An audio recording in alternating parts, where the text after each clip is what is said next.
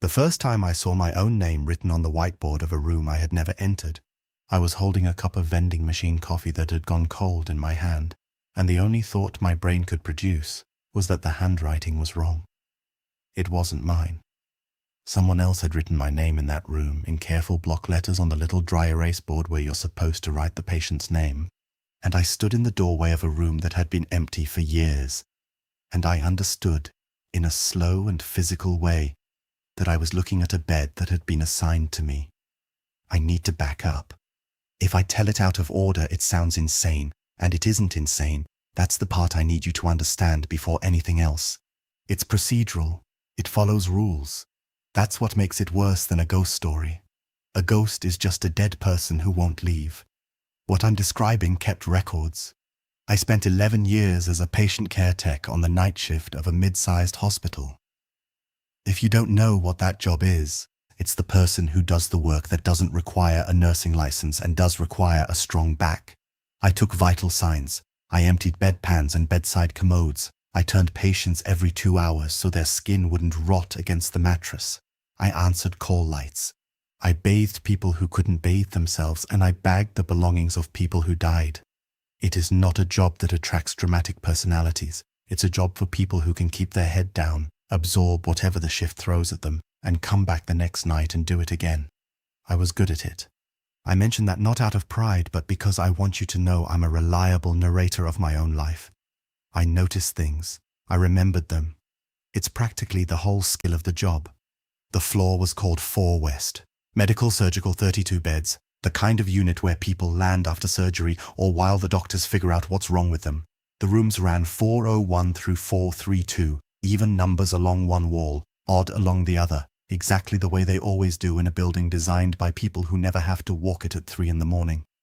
At the far end, past the last real room, past the soiled utility room where we park the dirty linen carts, there was a door. It had no number plate. There was a clean rectangle in the paint where a plate should have been, a little brighter than the wall around it, the way a picture leaves a ghost on a wall when you take it down. My first night, an older tech named Denise walked me down the hall with the printed assignment sheet, pointing at each room like she was reading off a grocery list. She had a way of tapping each door with 2 fingers as she named it, a habit, a kind of tick. Denise had been on that floor almost 30 years. She was the person the nurses asked when the computer was down and nobody could remember how something used to be done. When we got to the end of the hall, to the door with no plate, she didn't tap it. Her hand went up like it was going to and then didn't. "That one's not ours," she said. I asked whose it was. She didn't answer right away. She turned the assignment sheet toward me instead and pointed at the last printed line. It said 433, then a dash, then nothing. No name, no acuity level, no notes, no diet order. Every other line on that sheet was crowded with information. That one just stopped. "It's on census," she said, "but we don't go in. Housekeeping handles it. You'll get used to it. And here's the thing nobody who hasn't worked nights will believe. I did get used to it. Within a week. You get used to almost anything that's printed on an official sheet of paper and treated as normal by everyone around you. The night shift has its own unwritten rule book, 100 little procedures nobody ever explains, and we don't go in 433, slotted right in next to "Don't microwave fish in the break room," and the third glucometer reads high, use the other one, and if Dr. Halverson calls, put him through to Paula. It wasn't frightening. It was one item on a long list of the ways that particular floor was quietly broken. I want to tell you about the census because the census is where a rational person should have stopped and asked a real question, and I didn't, and I've thought a lot about why. The census was the list of every patient on the floor, pulled from the bed management software, printed fresh at the start of each shift and updated on the screens at the nurses' station. Names appeared and disappeared on it constantly.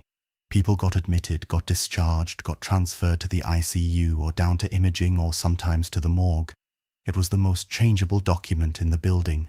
In 11 years I watched thousands of names scroll through it. 433 never changed. Every night it was there. Every night it had a bed assigned, an admit date and a status. The status always read stable, but the name field was always blank, and the admit date never moved. I didn't notice how strange the date was until years later, when I finally looked closely and did the arithmetic. and realized the admit date printed next to that blank name was from before the current wing of the hospital had even been built. The room, according to the software, had been continuously occupied by a stable patient since before the room physically existed. I'm getting ahead of myself. On nights, the interesting things arrive slowly, and if I skip the slow part, you won't understand how a reasonable person let it happen. The first year, 433 was just a closed door I passed maybe 40 times a shift. What I couldn't ignore forever was that housekeeping went in. That part was completely real and completely mundane. I'd see the housekeeping cart parked outside the door, and I'd see Marco, or whoever had the floor that night, come out carrying a full linen bag. Not a folded stack of clean sheets going in. A bag coming out. Heavy. The way a bag gets heavy when you strip a bed somebody has slept in. You don't strip a bed nobody uses. That was the first thread if I'd pulled it. I noticed it.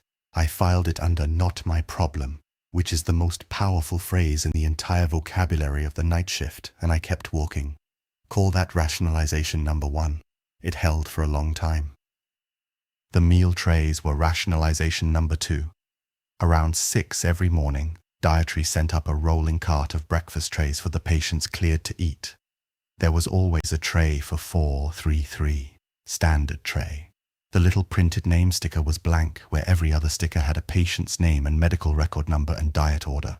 433's sticker just said the room number and, in the diet field, regular. One morning, I watched a dietary aide, a kid who couldn't have been 20, carry that tray down the hall, set it on the floor outside the door, knock twice, and walk away without waiting for an answer. Like delivery. Like leaving food outside a quarantine. 40 minutes later, I passed the door again, and the tray was gone. Not stacked on the return cart with the dirty dishes. Gone. I told myself housekeeping took it. I told myself a lot of things that year. I was 26 and I needed the job, and I had learned that the fastest way to lose a night shift position is to be the person who asks too many questions about how things are done. People always want to know why nobody just opened the door. I've turned that question over more times than anyone alive. And the honest answer is that opening it was never a live option in my mind, because it was never framed as a choice. There was no sign forbidding it. There was no lock. I checked years later, and the handle turned freely. It was forbidden the way you don't walk into your parents' bedroom as a child. A prohibition so deep and so early that the desire never fully forms into a plan. The door stopped feeling like a door. It became a section of wall that happened to have a handle. You don't try to open a wall. The rule got explained to me exactly once, and badly, in my second year, by the night charge nurse. Her name was Paula. Paula was in her 50s.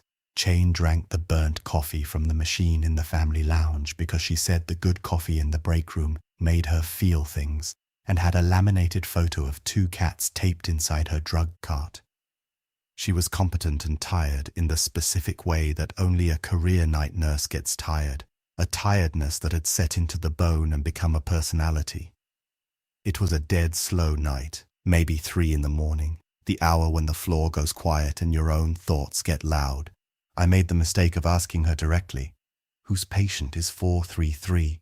She didn't look up from her charting. "It keeps the numbers right," she said. I asked what that was supposed to mean. "You know how they track outcomes," she kept typing. "Length of stay, mortality rates, readmissions. Some patients, the numbers around them get complicated, so they get moved." "Moved where?" I said. "Moved to 433. She said it as though that answered anything. Then she did stop, and she looked at me, and I watched her decide how much of something to hand a person who was still new. "It's an administrative bed," she said.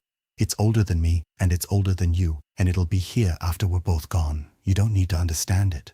You chart around it and you go home." A pause.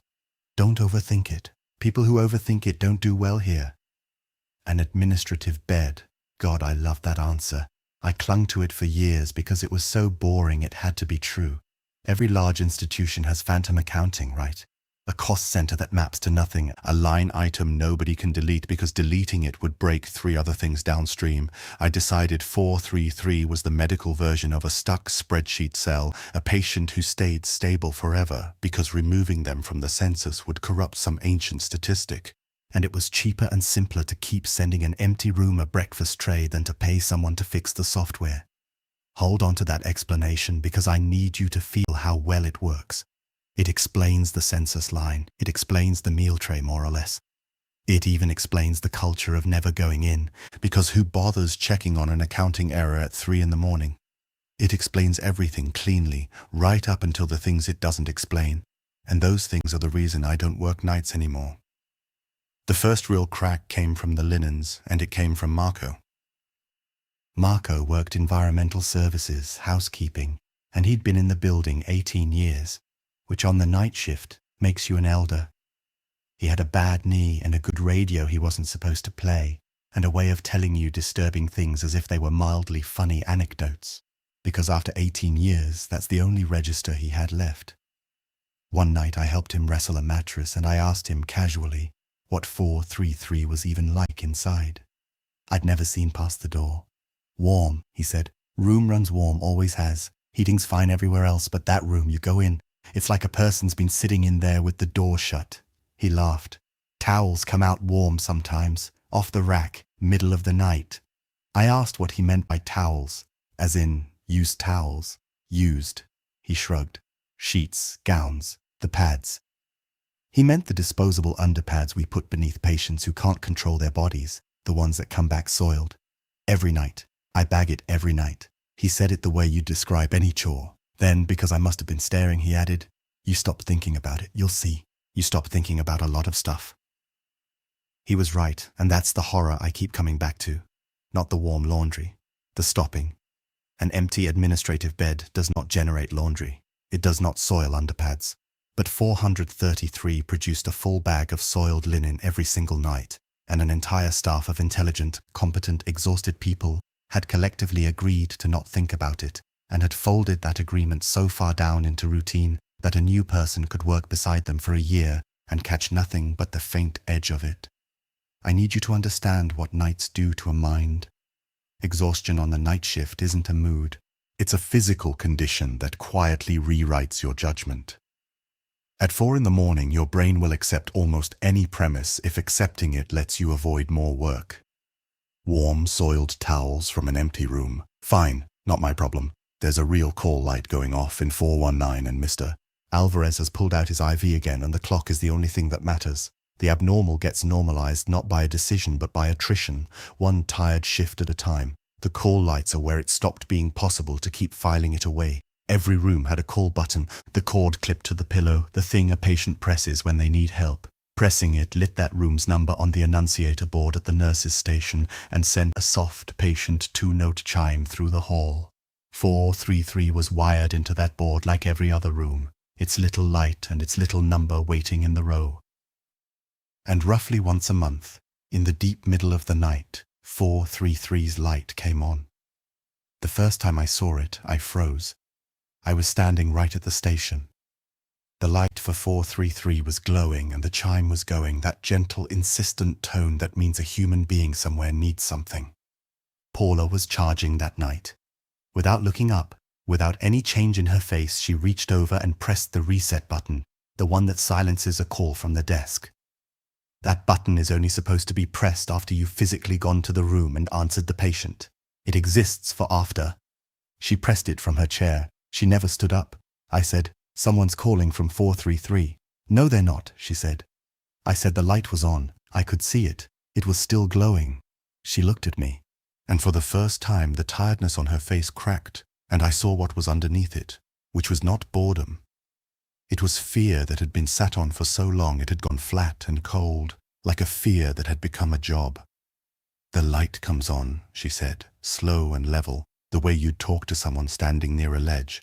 You reset it. You do not get up. You do not walk down there. You sit here and you reset it, and you wait for it to stop. That is the entire job with that room. Can you do that? I said yes. Of course I said yes. And I sat there and I watched her reset it 3 more times over the next 20 minutes. Each time the light came back faster than before. Each time she reset it faster, her hand moving to the button almost before the chime started, until it stopped coming back at all. When it finally went dark and stayed dark, Paula let out a long breath she'd clearly been holding, and she went back to her charting, and she never mentioned it again. Not that night. Not ever. That was the night I stopped believing in the administrative bed. Software doesn't press a call button. A stuck spreadsheet cell doesn't want something at 4 in the morning and want it more urgently each time it's refused. Something in that room was asking for a person, and the entire culture of that floor, 30 years deep, had been engineered around a single instruction: don't be the one who answers. I started keeping notes after that. Nothing dramatic, no leather journal, just times and dates jotted on the back of my report sheets. The printed handoff pages we were supposed to shred at the end of every shift. I shredded most of them. Some I didn't. I'm a practical person, and I'd been trained by the job itself to look for patterns, because pattern recognition is what keeps patients alive. A blood pressure trending down, a respiratory rate creeping up. You learn to see the shape of a thing before it fully arrives, so I watched 433 the way I'd watch a patient I didn't trust, and I wrote down every time that light came on.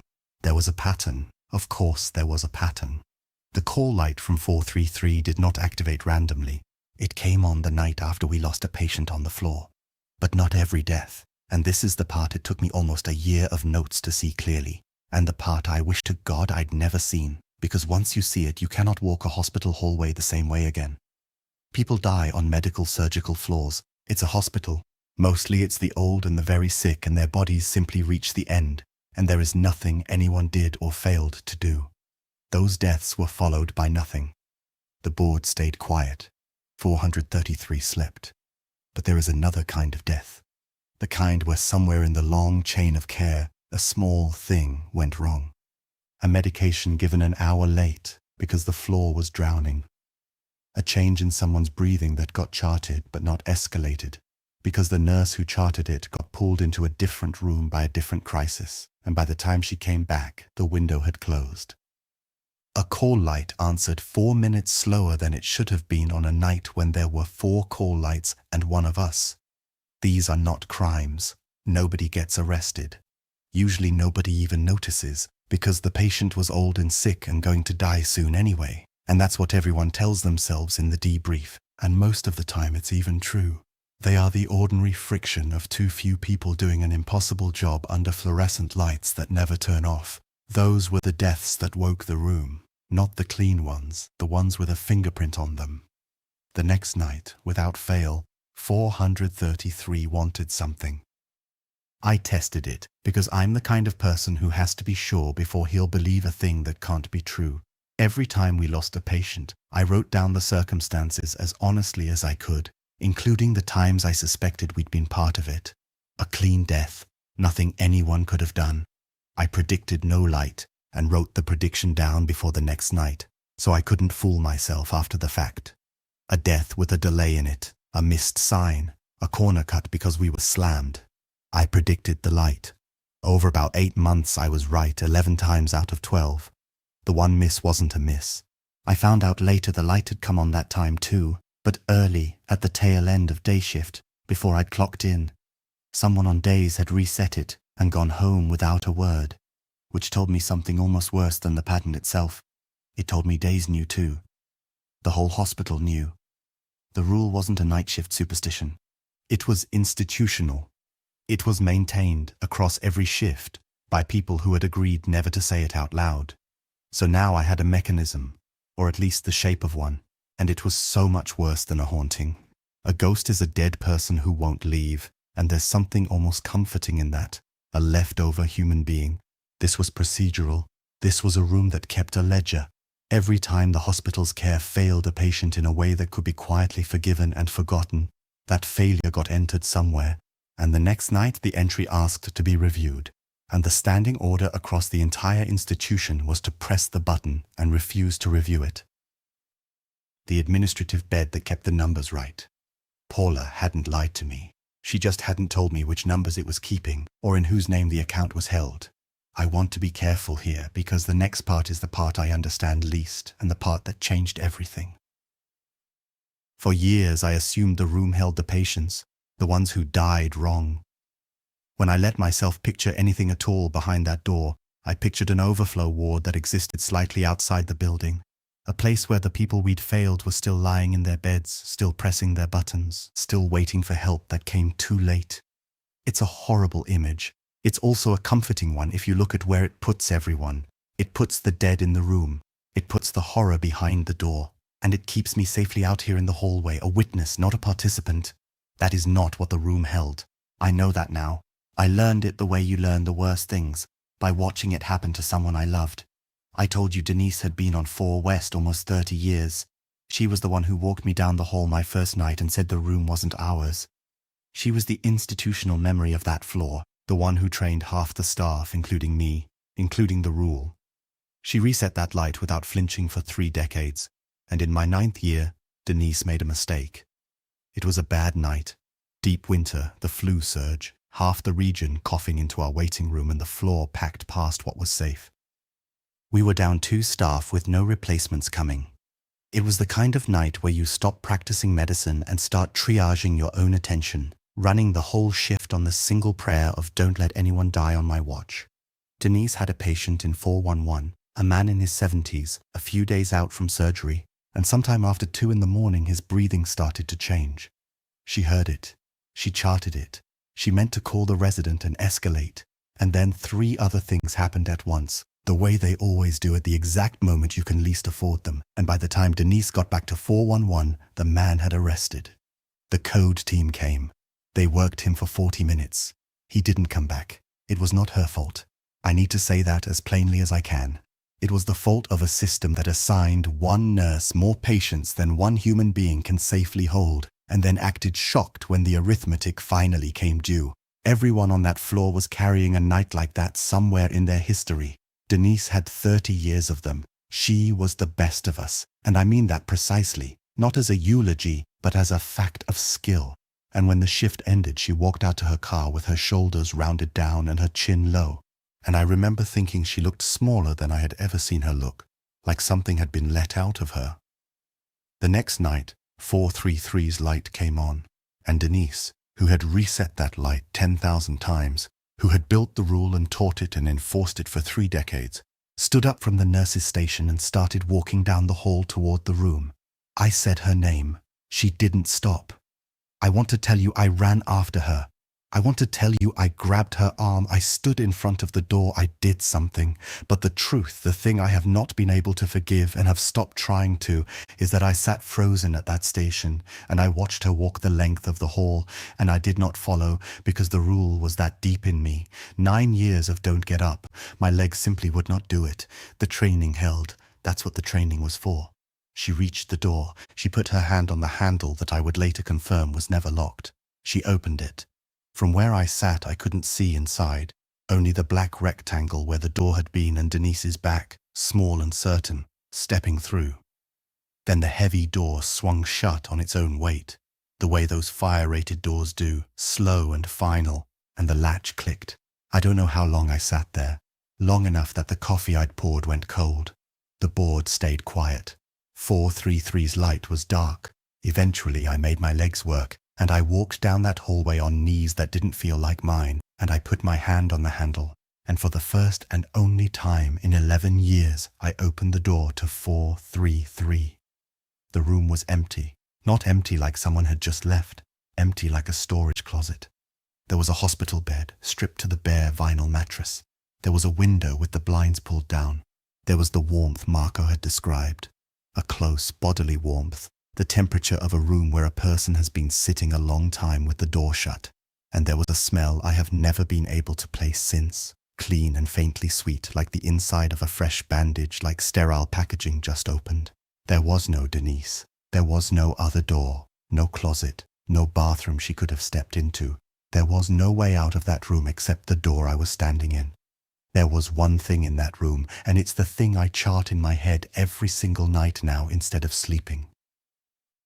On the wall was the little dry erase board that every patient room has, the one where you write the patient's name, the date, and the name of the nurse assigned for the shift.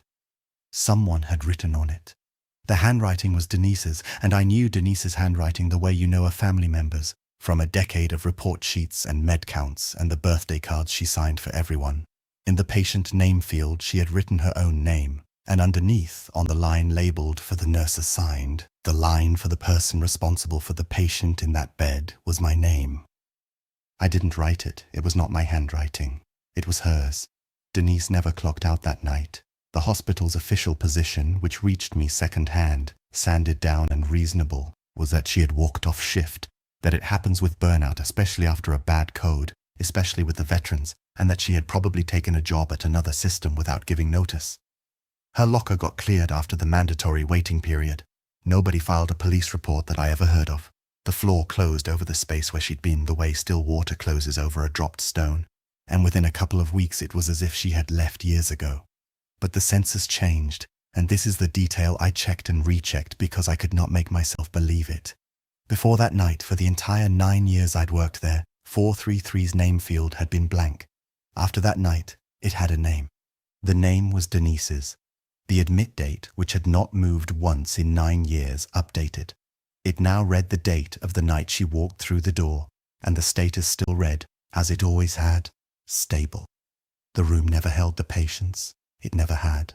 The meal trays, the warm soiled linen, the body in the dark pressing the call button at 4 a.m, none of that was the person we'd failed. It was the person who was going to answer for having failed them. The room was not a ward. It was a summons. And the reason the standing order was to reset the light and never, ever get up was that getting up was the same as answering the summons. It was confession. The light came on for the whole floor, because on any given night any one of us could have been the one whose small mistake had a fingerprint on a death. But it only ever took the one who stood up. It only took the one who believed the debt was theirs. Denise stood up because after 30 years and one bad night, she believed room 411 was hers to answer for, and the room agreed with her. That's the whole mechanism. It doesn't drag anyone anywhere. It waits, patient as an institution, for a human being to decide they deserve it. And then it opens for them like a door has always opened, and it enters their name in the only ledger that was ever really being kept. I understand now why the rule was taught the way it was, as a flat prohibition with no explanation, as a wall instead of a door. Because if you understood the rule, if you understood what getting up actually meant, then on the worst night of your career, with the guilt sitting on your chest like a wet sandbag, and the fluorescent light humming and the hour gone past 3, you might decide you deserved it. You might stand up and walk down the hall to turn yourself in. The rule was never there to protect the room. The room doesn't need protecting. The rule was there to protect us from our own consciences at 4 a.m, which is the hour when every human being is guiltiest and least able to argue their own defense. I put in my notice about 2 months after Denise. I never told anyone the real reason. What would I have said? I said I was moving to day shift at another hospital across the county, which was true, I did, and I have worked medical surgical days there ever since, and I sleep at night like an ordinary person, and I have not clocked in for a night shift in 3 years. I thought that was the end of it. I genuinely did. I thought the room was a thing that lived in that particular hallway, bound to that building the way a draft is bound to a broken window, and that if I simply wasn't in the hallway, it could not reach me. That is the last thing I got wrong. I only found out how wrong last week. My hospital now is newer, brighter, better staffed. On days, with the sun coming through the windows and the full complement of nurses and the families visiting, we don't have anything like 433. Rooms are just rooms. People die and it's sad and there's paperwork and then there isn't. When I first started, I walked the entire floor and counted the doors, every one, and every door had a number, and every number had a patient or an empty bed you could see straight into. I let myself relax. I let myself believe I had walked out clean, that the debt had stayed behind with the building, that Denise's name in that room had closed the account. Last week they pushed a software update, new patient assignment and bed management system, the kind of rollout that makes everyone groan and complain about the retraining and skip the release notes. And on the new assignment board, at the bottom of my floors list, below the last real room, there is a line now that was not there before. It has a bed. It has an admit date. The admit date is from 3 years ago. It is the month I started at this hospital. The status reads stable. The name field right now tonight is blank. I have been resetting it. That's the part I most need you to understand, the part I cannot say out loud to anyone I work with because they would rightly wonder about me. 3 nights ago, the little light for that room came on, in the middle of a day shift, in a building that has never had a night shift room like this, that has no reason to have one. And before I had decided anything, before I had a single conscious thought, my hand had already crossed to the button and reset it. My body knew what to do.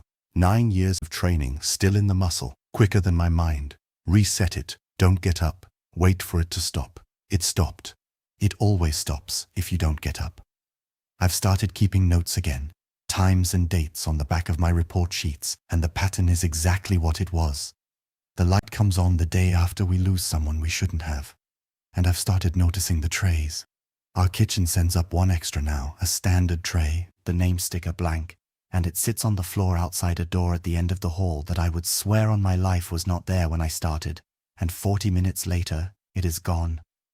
I don't take it. I've asked carefully, and nobody admits to taking it. The room runs warm. Last week, I put my hand flat against the wood of the door, just to know, and it was warm, the way a door is warm when something on the other side has a temperature. I have not opened it. I want that on the record. Whatever I did or failed to do the night Denise walked down that other hallway in that other building, I have not opened this one.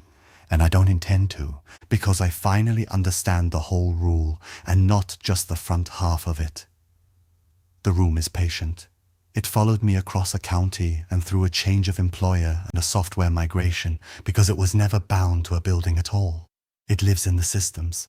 It lives in the census and the call light wiring and the meal tray manifest and the assignment board. And those things are everywhere, in every hospital, waiting. It already has my name once, written in Denise's hand on a whiteboard in a building I will never walk into again. Rooms like that don't need to come and get you. They just need you to keep working. They need you to keep being tired and human and one ordinary mistake away, shift after shift after shift, until the night the guilt is finally heavy enough that you stand up on your own.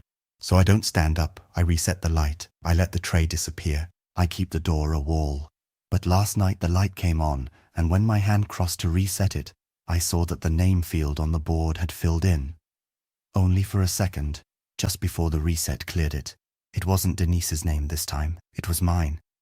And underneath it, on the line for the nurse assigned, the line for whoever is responsible, there was already a name written in handwriting I didn't recognize. I've started watching the new hires. I keep wondering which one of them wrote it, and whether they know yet, and whether it's the same as teaching them to tap each door and say that one's not ours and never explain why. Because someone taught me, and I taught no one, and that line has a name on it already, waiting for whoever comes in on the next shift.